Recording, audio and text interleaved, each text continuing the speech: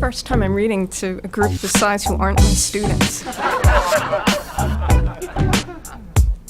This is an excerpt from my second novel called Ordinary World, and I'll do a tiny bit of backstory. Writing professor, her husband was killed by a drunk driver the night of their 5th wedding anniversary, and a year later she finds out that he was going to surprise her that night with a trip to Rome. And so she's about to take this trip. And Nancy, forgive me for the bad little bit of Italian that I'm going to speak, probably poorly. I'd spent the last 4 months trying to learn conversational Italian without much luck. All my intermediate Spanish from my college days kept creeping in. Piero let me sit in on his Italian 101 class whenever I wanted. He had a glorious accent, which, I noticed, distracted many of his female students and one of the males who was gay. They all swooned while he conjugated verbs pertaining to dining out. He was also very handsome and looked a little like Hugh Jackman with jet black hair. One day, to my surprise, I caught myself thinking about him conjugating verbs with his shirt off. I decided it was imperative to learn some key phrases. Where's the bathroom? Where can I buy bottled water? No wine, please, it makes me ill. I am trying to find my hotel. And, on behalf of my country, I apologize for Starbucks. Miranda told me to buy cheap cotton underwear and throw them out every day so I wouldn't have to worry about going through customs with a suitcase full of dirty panties on the way home. I packed all of my jeans and Sam's shirts and sweaters. I had taken to wearing his clothes on a regular basis. It killed me to have to wash them. I didn't want to lose the smell of him. Buy shoes once I'm there, Miranda said. Shoes and a leather jacket. Melody tried to ease my mind about flying. I was terrified. The furthest I had ever flown was to San Francisco for a conference, and that was 3 years ago. I nearly hyperventilated when the plane hit some turbulence. Even Sam's holding my hand and steady voice were not enough to comfort me. Since then, I insisted on attending conferences via train if the driving distance was too far. For our honeymoon, Sam and I had driven up to Canada. On the way home, we were ready to kill each other. Funny, I had forgotten about that. 14 hours in the car was enough for both of us to seriously consider getting an annulment. Melody gave me a meditation CD, a homeopathic remedy, and mantras to silently recite on the plane. I bought 2 packs of Dramamine, 2 packs of Chiclets, and downloaded all of my Nat King Cole CDs, in Italian language tutorials, and the meditation onto my iPod.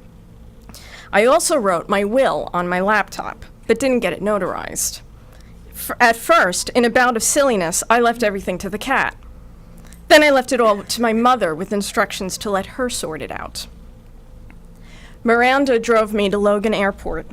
Piero came along and gave me a list of places to go, as well as a couple of letters to deliver for him.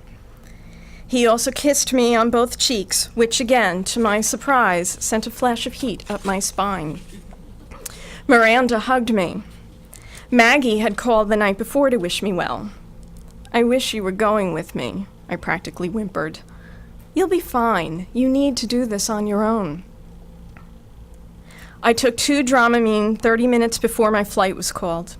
As I walked through the corridor to the plane, my knees weakened with panic. Just as I stepped onto the plane, I froze. Are you okay, miss? The flight attendant asked. He was an effeminate man named Stefano. My goodness, you're white as a sheet. Oh God, I can't do this, I said. I'm going to pass out, I just know it. I wasn't sure if I said this aloud or not. First time flying? Might as well be. Stefano took me by the arm and led me to first class and another flight attendant. Apparently, Sam had pulled out all the stops when he booked the original trip. First class all the way. The travel agency told me when he had booked our hotel stay The travel agency told me where he booked our hotel stay, and my cousin, the Italian teacher, called to explain the situation. The hotel manager was so moved by the story that he not only rebooked a reservation, but comped 4 out of the 7 days. Una storia d'amore. A love story, he said. The other attendant was a woman named Judy. Stefano told her I needed extra care. She asked me if I wanted a drink. God, how I wished I drank in that moment. No thanks, but if you could get someone to hit me with a blunt object, I would appreciate it. She called me honey and assured me that I'd be okay. I took out my iPod and listened to the meditation that Melody gave me. I am at peace with the plane. I am at peace with the plane. I am at peace with the plane. Bull crap. Bull crap. Bull crap. I completely trust the flow of the universe. I completely trust the flow of the universe. I completely trust the flow of the universe. I want to see the pilot's credentials. I want to see the pilot's credentials. I want to see the pilot's credentials. The engines revved. I took out Sam's picture, one of him outside of Fenway Park before a Yankees-Red Sox game. The Sox had lost that day. He was much happier in the picture. He sported a devilish grin underneath his faded blue, well-worn Boston cap. I could almost hear him speak to me now. Don't worry, sweetheart. I'll land the plane if anything goes wrong. I've watched sitcoms. It's easy. His grin comforted me.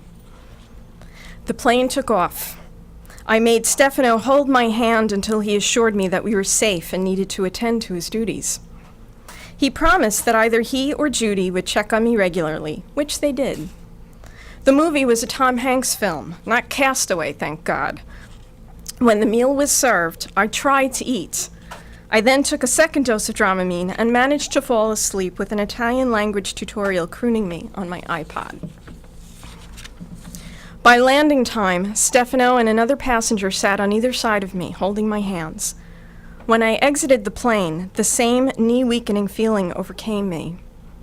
"You're going to be fine, honey," said Judy. "Don't drink the water unless it's bottled," said Stefano. "Gucci," said the passenger. "Bye, Gucci." A driver who spoke broken English met me and took me to my hotel. Sam really had thought of everything. I took a deep, brave breath and stepped out of the airport and onto the bright, sunny streets of Rome.